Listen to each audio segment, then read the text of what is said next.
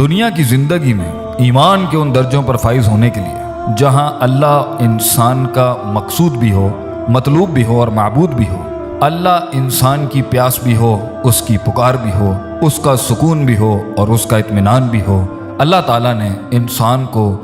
دنیا کی پیچیدگیوں سے نکلنے کے لیے زبردست فارمولہ سورہ آل عمران کی آیت نمبر 164 میں اللہ فرماتے ہیں وَيُزَكِّيهِمْ وَيُعَلِّمُهُمُ الْكِتَابَ وَالْحِكْمَةَ۔ تین چیزوں کو مان کر اس پر اپنی زندگی کو گامزن کر کے انسان دنیا کی تکلیف، غموم اور ہموم سے نکل کر سکون اور اطمینان کی اور ایمان اور احسان کے درجوں پر فائز ہو سکتا ہے، جس کا پہلا سٹیج یزکیہم تزکیہ ہے۔ نفس کو ہر اس عیب سے پاک کرنے کا اس سلسلے کا نام ہے جس میں انسان تکبر، حسد، صغر الہمہ، کمزوری، ڈپریشن، بزدلی، قائری کا شکار ہو جاتا ہے، لوگوں کو اپنا الہ بنا لیتا ہے اور دنیا کے پیچھے ہی لگ کے اس کی عبادت میں گامزن ہو جاتا ہے۔ وہ سمجھتا ہے لوگوں اور مال سے ہی اس کی زندگی کامل بھی ہوگی اور اس کا دلی سکون اس تکمیل تک پہنچ جائے گا جس کی تلاش کے لیے وہ اس دنیا میں بھیجا گیا تھا۔ اس پروسیس کو، اس پروسیجر کو تزکیۃ النفس کہتے ہیں، نفس کو پاک کرنا، اور یہاں پر اپنے دل کے اندر اللہ کی یاد کو، اس سے امید کو، اس سے محبت کو، اس سے رجا، اس سے ڈرنا، اس پر توکل رکھنا، کامل اعتماد رکھنا کہ اللہ کی ذات ہی ہے جو کل تھی، آج ہے اور ہمیشہ رہے گی، اس کو اپنے اندر پختہ کرنا۔ اس پروسیس سے جب انسان گزر جائے گا تو اسے دوسرے پروسیس میں انٹر ہونا چاہیے جو ہے تعلیم، یعلمہم الکتاب۔ چیزوں کے، دنیا کے، جذبات کے، روحانی زندگی کے، جسمانی زندگی کے، لوگوں کے، اپنے اللہ کے حقوق اور ان سے جڑے ہوئے معاملات کو ان کی جگہ پر وضع کرنا، اسے علم کہتے ہیں۔ جس کے پاس علم نہیں وہ نہیں جان سکتا سچ کیا ہے، جھوٹ کیا ہے، حق کیا ہے، باطل کیا ہے، ٹھیک کیا ہے، غلط کیا ہے، افراط کیا ہے، تفریط کیا ہے، ہر معاملے کے اندر کتنا کرنا ہے، کتنا نہیں کرنا، اللہ کے ساتھ کتنا تعلق، کس جگہ پر کیسے ہونا چاہیے، جذبات کے ساتھ، عقیدے کے ساتھ، نظریے کے ساتھ، لوگوں کے ساتھ کیا تعلق ہونا چاہیے اور اس دنیا کے اندر اپنے آپ کو کس طرح لے کے چلنا چاہیے۔ انسان کی ایموشنل سائیکالوجی، اس کی بیہیویئرل سائیکالوجی،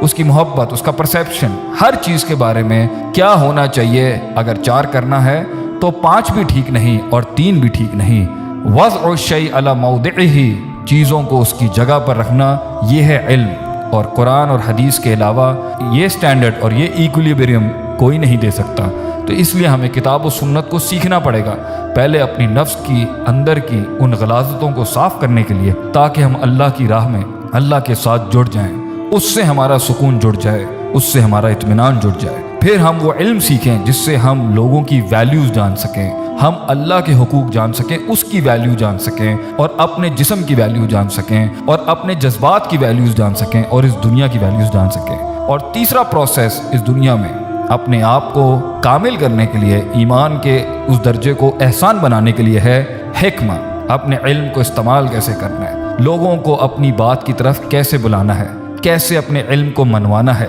کیسے چیزوں کو کرنا ہے، کس طریقے سے اس دین کے رستے کے اندر لوگوں کو اس پروسیس پر گامزن کرنا ہے تاکہ ایک انسان ایک جماعت یعنی کہ ایک امت کی شکل اختیار کر کے ایک پورے معاشرے کی اصلاح کر سکے اور وہ پورا معاشرہ اللہ کے ساتھ جڑ کے دنیا کے اندر سکون اور اطمینان کی طرف گامزن ہو سکے۔ جب تزکیہ نہیں ہوگا، تعلیم نہیں ہوگی اور حکمت نہیں ہوگی تو ہوئی انسان دنیا کو اپنا معبود بنائے گا، دنیا میں اپنا سکون تلاش کرے گا، لوگوں میں اپنا اطمینان ڈھونڈے گا، لوگوں کی عبادت کرے گا، چیزوں کو ان کی وجہ سے ہٹائے گا اور دنیا میں فساد پیدا کرے گا، اپنے آپ کو الہ کہے گا یا لوگوں کو الہ کہے گا، اپنے آپ کو خدا کہے گا یا لوگوں کو یا اشیاء کو یا مال کو ہی خدا کہے گا۔ لوگوں نے اس دنیا میں وہ فساد اس لیے کیا کیونکہ وہ اصل علم سے دور تھے، اور اگر علم تھا تو نفس پاک نہیں تھا، اس میں سائیکوپیتھیز اور وہ تزکیہ نہیں تھا، اور اگر تزکیہ بھی تھا اور تعلیم بھی تھی تو حکمت نہیں تھی۔